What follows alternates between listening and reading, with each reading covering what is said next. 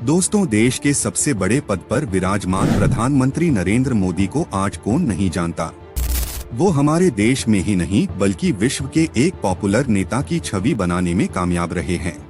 दोस्तों, आपको पता ही होगा कि बचपन में मोदी जी रेलवे स्टेशन पर चाय बेचा करते थे। लेकिन आपको पता है कि चाय बेचने वाले मोदी जी प्रधानमंत्री कैसे बने? दोस्तों, आज हम इस वीडियो के जरिए जानेंगे मोदी जी के जन्म से लेकर पीएम बनने तक का सफर। कैसे वो कठिन से कठिन परिस्थिति का सामना करके यहाँ तक पहुँचे हैं। वीडियो बहुत ही इंटरेस्टिंग होने वाली है, इसीलिए लास्ट तक जरूर बने रहे। दोस्तों, प्रधानमंत्री मोदी का पूरा नाम नरेंद्र दामोदर दास मोदी है और इनका जन्म 17 सितंबर 1950 को गुजरात के महेसाणा जिले के वडनगर गांव में एक गरीब परिवार में हुआ था।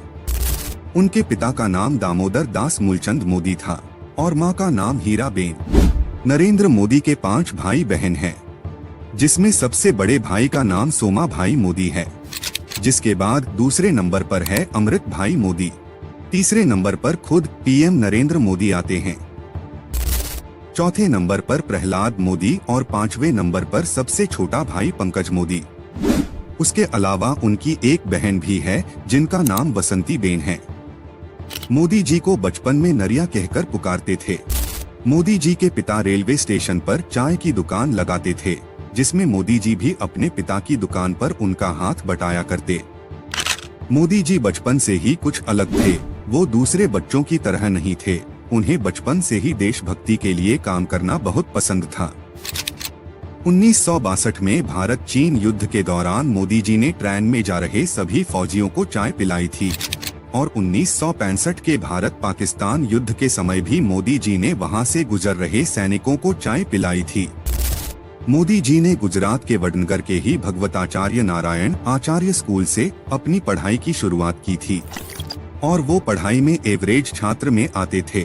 मोदी जी को बचपन में एक्टिंग का बहुत शौक था, इसीलिए वो स्कूल के बाद विवाद नाटकों में भाग लेते और इनाम भी हासिल करते थे।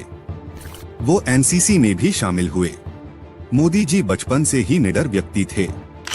आपको जानकर हैरानी होगी कि मोदी जी ने एक दिन तालाब से एक मगरमच्छ का बच्चा पकड़कर अपने घर ले आए थे। बाद में मां के समझाने पर उसे वापस तालाब में छोड़ आए। मोदी जी बचपन में साधु संतों से बहुत प्रभावित थे और बचपन से ही सन्यासी बनना चाहते थे। सन्यासी बनने के लिए मोदी जी ने स्कूल की पढ़ाई छोड़ दी और बाद में घर से भाग गए। इस दौरान वो पश्चिम बंगाल के रामकृष्णा आश्रम सहित कई जगहों पर घूमे। मोदी जी बचपन से ही आरएसएस को पसंद करते थे और उसमें जुड़े भी थे। 1958 में दीपावली के दिन गुजरात आरएसएस के पहले प्रांत प्रचारित लक्ष्मण राव ईमानदार वकील साहब ने नरेंद्र मोदी को बाल स्वयंसेवक की शपथ दिलाई थी। मोदी जी बहुत ही मेहनती कार्यकर्ता थे। वो आरएसएस के बड़े शिविरों के आयोजनों में मैनेजमेंट का काम करते थे। आरएसएस नेताओं के ट्रेन और बस में रिजर्वेशन का जिम्मा उन्हीं के पास होता था। मोदी जी कई महीने तक तो हिमालय में साधुओं के साथ भी रहे। वापस आने पर उन्होंने सन्यासी जीवन त्यागने का फैसला किया और अपने भाई के साथ मिलकर अहमदाबाद के कई स्टेशनों पर चाय की दुकान लगाई। हर परेशानी का सामना करते हुए चाय बेची। 18 साल की उम्र में मोदी जी की मां ने गुजरात के ऊंझा नजदीक ब्राह्मणवाड़ा गांव में रहने वाली जशोदाबेन से मोदी जी की शादी करवा दी। विवाह के बाद मोदी जी घर छोड़कर संघ प्रचारक बन गए। कुछ लोगों का कहना है कि वो शादी के 3 साल बाद तक अपनी बीवी के साथ रहे। वही कुछ लोगों का कहना है कि मोदी जी अहमदाबाद संघ मुख्यालय में रहते थे और वहां के सारे छोटे छोटे कार्य करते थे, जैसे सफाई करना, चाय बनाना और बुजुर्ग नेताओं के कपड़े धोने जैसा काम किया करते थे। वो हर काम से पहले अपनी मां का आशीर्वाद लेने जरूर घर जाते थे। 2014 का लोकसभा चुनाव जीतने के बाद भी सबसे पहले वो अपनी मां का आशीर्वाद लेने उनके पास गए। संघ में रहते हुए कुर्ते की बाई छोटी करवा ली ताकि वो ज्यादा खराब ना हो, जो वर्तमान में मोदी ब्रांडी कुर्ता के नाम से मशहूर है। 1975 में जब इंदिरा गांधी ने कई राजनीतिक कारणों की वजह से राज्यों में आपातकाल लगा दिया था, उस वक्त भी मोदी जी सरदार के रूप में पुलिस से छुपकर सरकार की गलत नीतियों का विरोध करते रहे। मोदी जी बहुत ही मेहनती कार्यकर्ता थे। आरएसएस में उनके कार्य को देखकर उन्हें बहुत ज्यादा सम्मान मिलने लगा। वो स्वामी विवेकानंद से बहुत ज्यादा प्रभावित थे। उन्होंने गुजरात में स्वामी विवेकानंद युवा विकास यात्रा भी निकाली थी। मोदी जी शुद्ध शाकाहारी है। मोदी जी 18 घंटे काम करते हैं और कुछ ही घंटे सोते हैं। वो समय के बहुत पाबंद है। लालकृष्ण आडवाणी को मोदी जी का राजनीतिक गुरु माना जाता है। 1990 के दौरान मोदी जी ने आडवाणी की सोमनाथ से अयोध्या रथ यात्रा में बड़ी भूमिका निभाई। इससे प्रभावित होकर बीजेपी के बड़े नेताओं ने मोदी जी को अपनी पार्टी में शामिल कर लिया और वो पार्टी के लिए बहुत ही मेहनत और लगन से काम करते रहे। 1985 में गुजरात की विधानसभा चुनाव में बीजेपी पार्टी को बहुमत हासिल हुआ। मोदी जी की शंकर सिंह वाघेला से कुछ नाराजगी हो गई, जिसकी वजह से शंकर सिंह वाघेला ने इस्तीफा दे दिया और केशव भाई को गुजरात का मुख्यमंत्री बना दिया और मोदी जी को दिल्ली बुलाकर केंद्रीय मंत्री का काम सौंप दिया।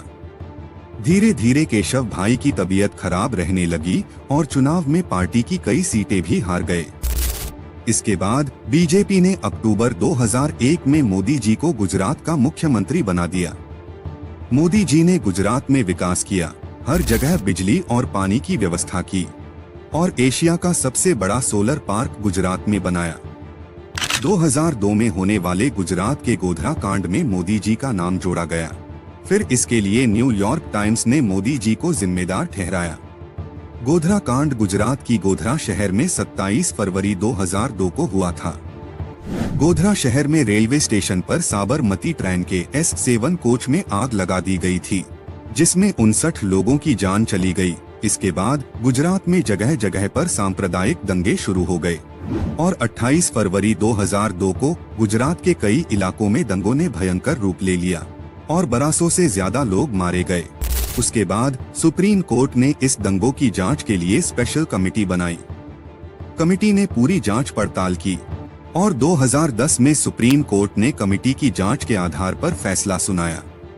फैसले में सुप्रीम कोर्ट ने कहा कि कमेटी को दंगों में कहीं भी मोदी जी का कोई हाथ नहीं मिला।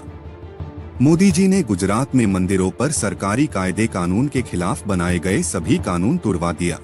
इसके बाद मोदी जी की लोकप्रियता गुजरात में इतनी बढ़ी कि लगातार 4 बार मोदी जी गुजरात के मुख्यमंत्री रहे।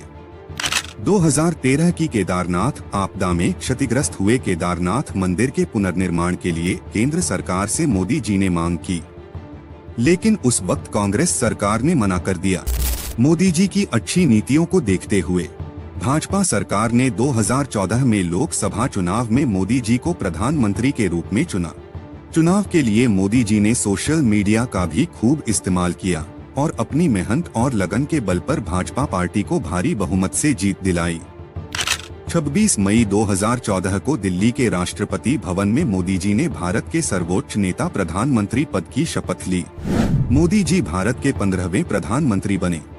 लोगों के लिए वो इतने पॉपुलर नेता बन गए कि दोबारा भी बीजेपी पार्टी को ही बहुमत के साथ जीत मिली और 30 मई 2019 को दूसरी बार भारत के प्रधानमंत्री बने। दोस्तों, आपको क्या लगता है 2024 चुनाव में कौन जीतेगा? कमेंट में जरूर बताइए। वीडियो पसंद आया हो तो एक लाइक करके चैनल को सब्सक्राइब जरूर करें। मिलते हैं ऐसी ही इंटरेस्टिंग वीडियो में।